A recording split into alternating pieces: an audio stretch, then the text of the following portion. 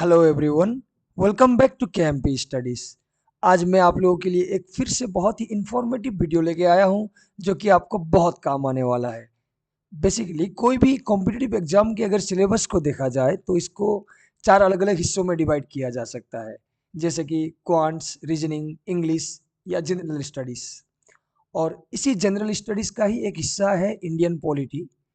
और Indian polity का एक टॉपिक पार्लियामेंट यानी कि संसद, जहाँ से अलग अलग एग्जामिनेशन जैसे कि सिविल सर्विस एग्जामिनेशन हो, एसएससी के एग्जामिनेशन हो, रेलवेज के, बैंकिंग्स के, या फिर स्टेट गवर्नमेंट के अदर ग्रेड 3 ग्रेड 4 एग्जामिनेशन, ये अलग अलग जगह पर पार्लियामेंट से यानी कि संसद से सवाल पूछे जाते हैं। तो आज के इस वीडियो में हम लोग जानेंगे कि भारत के संविधान में पार्लियामेंट यानी कि संसद से रिलेटेड क्या क्या फैक्ट्स लिखे गया है। वो सारी चीज़ों को आज हम इस वीडियो में कवर करने वाले हैं। तो चलिए वीडियो को शुरू करते हैं। अगर दुनिया भर में modern democratic form of government को देखा जाए तो दो तरीके का हो सकता है। एक तो प्रेसिडेंशियल फॉर्म ऑफ गवर्नमेंट, जैसे कि यूएसए में पाया जाता है, और दूसरा पार्लियामेंट्री फॉर्म ऑफ गवर्नमेंट, जैसे कि यूके या फिर इंडिया में पाया जाता है। In India, we follow the parliamentary form of government at both the levels, that is the center or the state level. हम लोग इंडिया में सेंट्रल या स्टेट लेवल दोनों जगह पर parliamentary form of government follow करते हैं। तो क्या है ये इंडियन पार्लियामेंट? भारत के संविधान में कहाँ इसके बारे में लिखा गया है, इंडियन पार्लियामेंट के बारे में, या फिर क्या काम होगा इस इंडियन पार्लियामेंट का? वो सारी चीज़ों को हम इस वीडियो में कवर करने वाले हैं। जैसे कि आपको पता है कि इंडियन कॉन्स्टिट्यूशन में फिलहाल 25 पार्ट्स है, और इसी 25 पार्ट का पार्ट 5 जो है वो बात करता है यूनियन गवर्नमेंट यानी कि सेंट्रल गवर्नमेंट के बारे में। Part 5 of the Indian constitution from article 52 to article 151 talks about the union government, जहां पर डिफरेंट चैप्टर्स मिलेंगे हमें। जब भी हम किसी गवर्नमेंट के बारे में बात करते हैं तो उस गवर्नमेंट के different organs of the government के बारे में बात करते हैं, जैसे कि लेजिस्लेटिव ऑर्गेन या एग्जीक्यूटिव ऑर्गेन या जुडिशरी ऑर्गेन। ये तीन अलग अलग ऑर्गेन्स है, मेजर ऑर्गेन्स है गवर्नमेंट के। अगर ये अलग अलग ऑर्गेन्स का क्या काम होगा उसको देखें तो आपको पता है कि लेजिस्लेचर, जिसका बेसिक सा काम होता है लॉ को बनाना, to make the laws. Executive का बेसिक सा काम होता है कि टू एग्जीक्यूट या फिर to implement the laws. And judiciary का काम होता है टू रिव्यू या फिर टू एडजुडिकेट द लॉ। तो यूनियन गवर्नमेंट के बारे में बात कर रहे हैं तो गवर्नमेंट का बेसिकली ये थ्री ऑर्गेन्स के बारे में बात करेंगे। तो पार्ट 5 में भी आर्टिकल 52 से लेकर आर्टिकल 151 में ये थ्री डिफरेंट ऑर्गेन्स और एक कॉन्स्टिट्यूशनल बॉडी जिसको कहा जाता है controller and auditor general of India, उसके बारे में पार्ट 5 में डिस्क्राइब किया गया है। यूनियन गवर्नमेंट यानी कि पार्ट 5 को देखा जाए तो यहाँ पर डिफरेंट चैप्टर्स पाए जाते हैं, जैसे कि यूनियन गवर्नमेंट का एग्जीक्यूटिव। कौन है यूनियन गवर्नमेंट का executive? President, vice president, prime minister, council of ministers, attorney general of India. ये सारे लोगों के बारे में आर्टिकल 52 से लेकर आर्टिकल 78 में इंडियन कॉन्स्टिट्यूशन में लिखा गया है। फिर दूसरा चैप्टर जैसे कि जुडिशरी। कौन है जुडिशरी? सुप्रीम कोर्ट को इंडिया का हाईएस्ट जुडिशियल फोरम माना जाता है, जिसके बारे में आर्टिकल 124 से लेकर आर्टिकल 147 में लिखा गया है। तीसरा चैप्टर लेजिस्लेचर, जिसको हम लोग पार्लियामेंट कहते हैं। तो कौन है पार्लियामेंट या क्या काम होगा इसका, ये सारे चीज़ों के बारे में आर्टिकल 79 से लेकर 122 में लिखा गया है।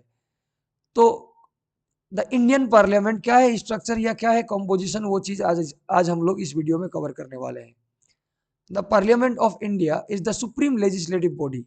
भारत का सबसे सुप्रीम लेजिस्लेटिव बॉडी लेजिस्लेचर, जिसका काम क्या होता है? जिसका काम होता है लॉ को बनाना। तो पार्लियामेंट का काम क्या होगा? लॉ को बनाना।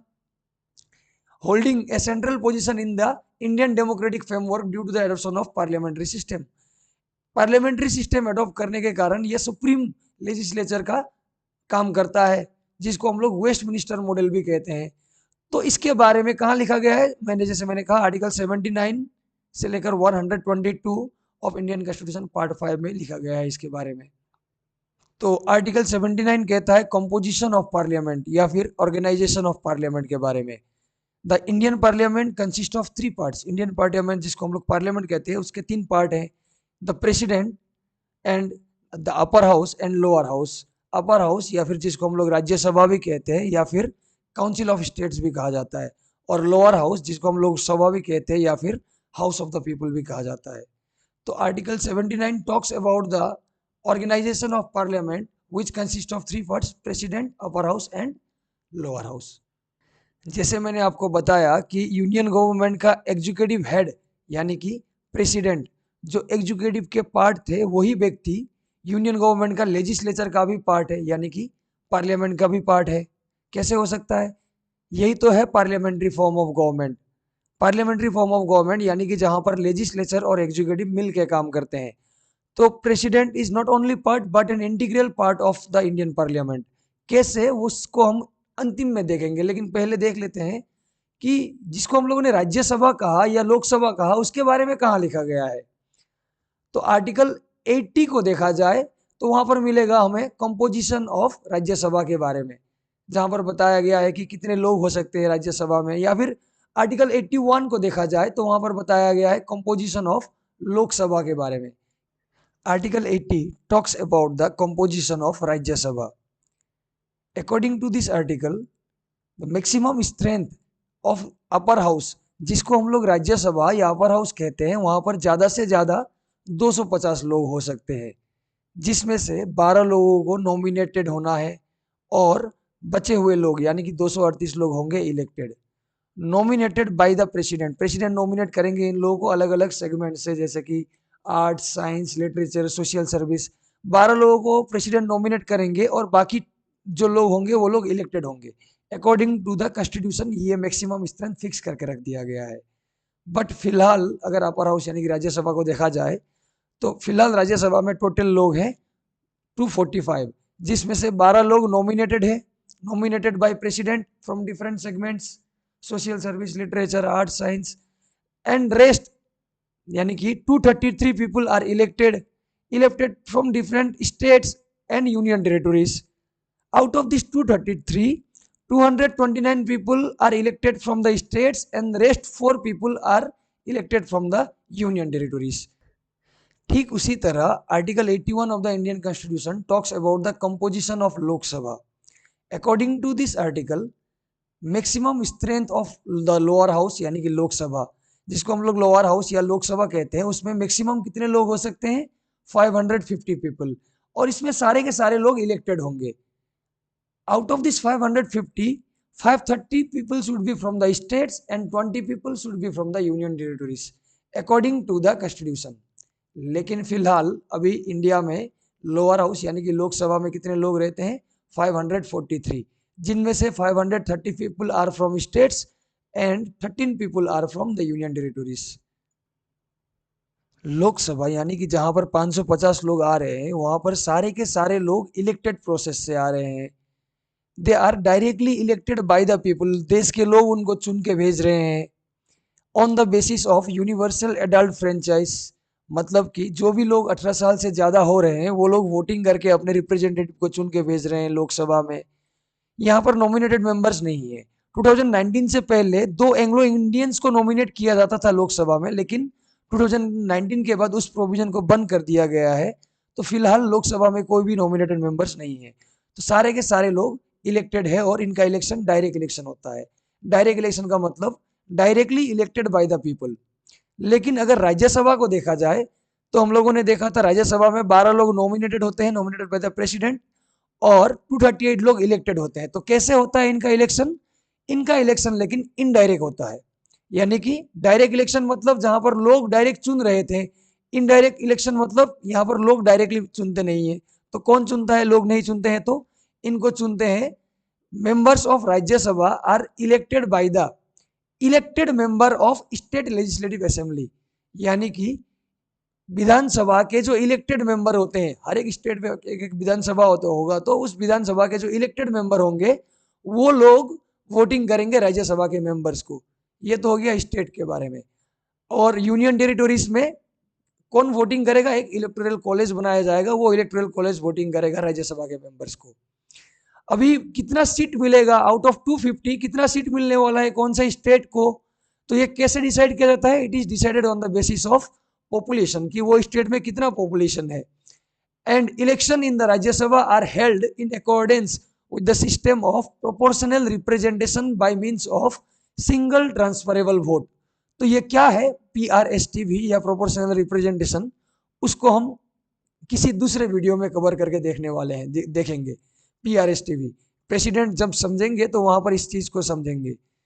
तो राज्यसभा में सीट एलोकेट किया जाता है on the basis of population. 12 लोग नॉमिनेटेड होते हैं और रेस्ट 233 लोग फिलहाल अभी इलेक्टेड प्रोसेस से जाते हैं। और इनका इलेक्शन होता है इनडायरेक्ट इलेक्शन, यानी कि not directly elected by the people. Lok Sabha में जो 550 पीपल है वो all the people are directly elected by the people. अगर इस 530 सीट को इंडिया के सारे स्टेट्स में डिवाइड करना है, 28 स्टेट्स में डिवाइड करना है, तो कैसे करेंगे? जिस स्टेट में ज़्यादा पॉपुलेशन होगा उस स्टेट को ज़्यादा नंबर मिलेगी। जैसे कि उत्तर प्रदेश का सबसे ज़्यादा पॉपुलेशन है तो वहाँ का नंबर सबसे ज़्यादा है, लगभग 80 के करीब है। तो seats are divided on the basis of population, कि स्टेट को अलग अलग टेरिटोरियल कंस्टिट्यूएंसी में डिवाइड किया जाता है। States are divided into different territorial constituencies for holding direct election. तो डायरेक्ट इलेक्शन कंडक्ट करने के लिए ऐसा हो कि हर टेरिटोरियल कंस्टिट्यूएंसी से सेम रिप्रेजेंटेशन मिले। Seats are allocated on the basis of population ratio, कि एक अगर मेंबर 100 लोगों को रिप्रेजेंट कर रहा है तो सारे के सारे मेंबर 100 लोगों को ही रिप्रेजेंट करें। और पॉपुलेशन कैसे देखते हैं हम लोग? लेटेस्ट सेंसस डाटा को देख के पॉपुलेशन देखते हैं। हमें पता है कि सरकार हर 10 साल में सेंसस करती है, तो वही सेंसस को देखकर हम लोग पॉपुलेशन देखते हैं और उसी पॉपुलेशन के बेसिस पे स्टेट्स को अलग अलग टेरिटोरियल कंस्टिट्यूएंसी में डिवाइड किया जाता है। तो बात आता है कि कैसे स्टेट्स को अलग अलग टेरिटोरियल कंस्टिट्यूएंसी में डिवाइड किया जाता है, ये काम कौन कर सकता है? Article 82 empowers parliament to make laws for readjustment after each census.